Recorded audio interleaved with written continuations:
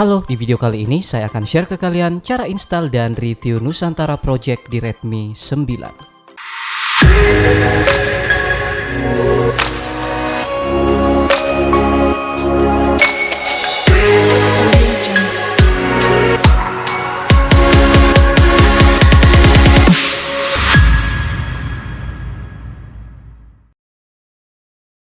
Custom ROM ini base AOSP, jadi nggak ada bedanya dengan custom ROM yang sebelumnya udah pernah kita review.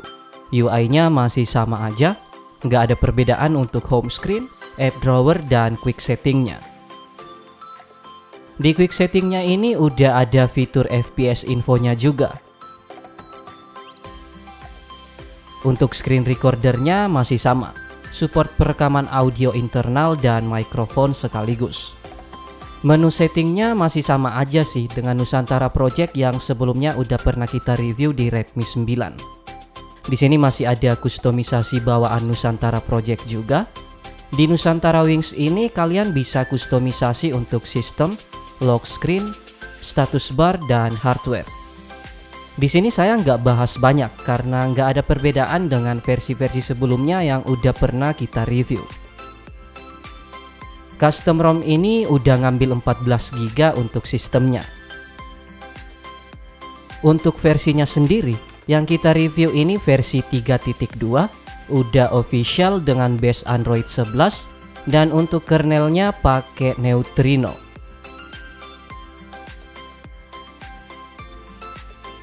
Maintainernya masih sama, Toxic Lord.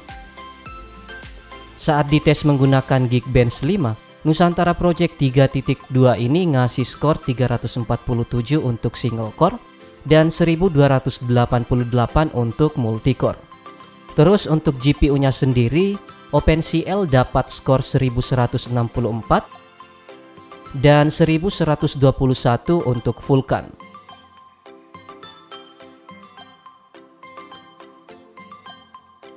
Untuk kamera bawaannya masih tetap pakai Gcam Go. Tapi nantinya kalian tetap bisa install AN-NEXT Cam atau Gcam lain seperti Hypercam, Killer Cam, atau yang lainnya. Performa dari Nusantara Project 3.2 ini udah lumayan ngebut juga kalau dibanding dengan versi-versi sebelumnya. Main Genshin Impact dengan settingan lowest 30 fps bisa dapat frame rate rata-rata 20-25 fps. Tapi kalau baru awal-awal main sih memang agak terasa drop. Butuh beberapa menit dulu baru frame rate-nya bisa lebih stabil.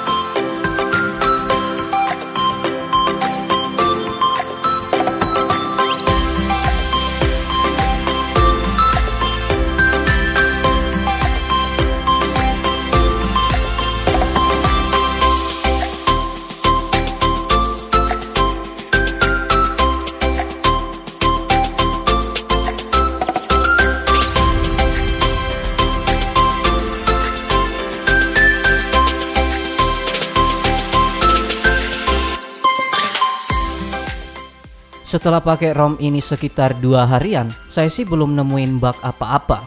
Bugnya cuma ada di USB defaultnya aja, tapi itu bisa kalian setting di opsi pengembang, biar nanti bisa kebaca pas dicolokin ke PC atau laptop. Baterainya juga udah tergolong irit. Kita ambil contoh Genshin Impact, main selama 10 menitan, baterainya cuma berkurang 2-3% aja. Udah cocok lah buat jadi daily ROM. Sebelum lanjut ke cara installnya, perlu kalian ingat kalau ROM ini non OSS ya. Jadi installnya dari MIUI 12.0.1a10 kalau mau hasil yang maksimal. Untuk filenya cuma ada satu aja, file custom ROM Nusantara Project 3.2. Nanti kalian tinggal download yang include GApps aja. Kalau download yang vanilla harus install GApps tambahan lagi. Kalau semuanya udah siap, kalian matikan HP-nya untuk masuk di TWRP. Di sini tinggal tap reboot aja dan tahan tombol volume up-nya sampai masuk di TWRP.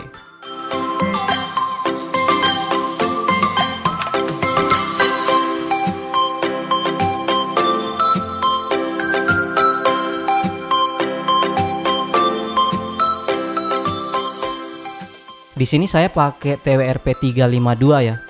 Kalau udah masuk di TWRP seperti ini, pertama kalian format data dulu.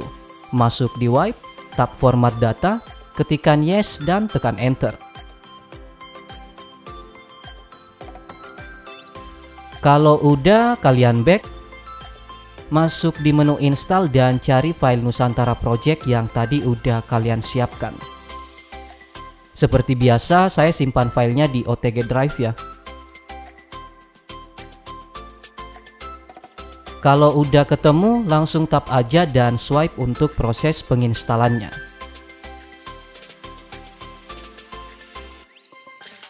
Kalau udah berhasil terinstall, tinggal wipe cache aja dan reboot sistem.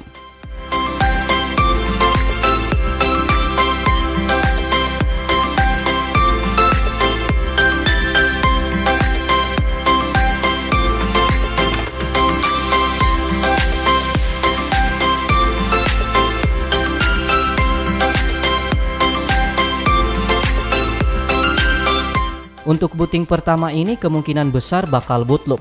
Jadi nantinya tinggal force reboot aja dengan cara tekan dan tahan tombol powernya sampai reboot ulang.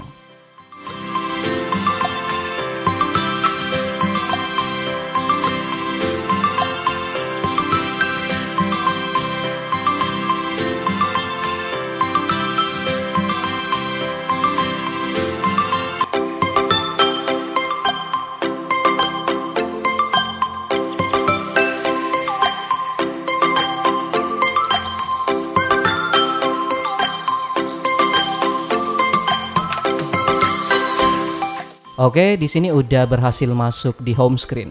Jadi itu dia cara install dan review Nusantara Project 3.2 di Redmi 9. Terima kasih sudah menonton video ini. Tetap positif, rendah hati, dan sampai jumpa di video selanjutnya.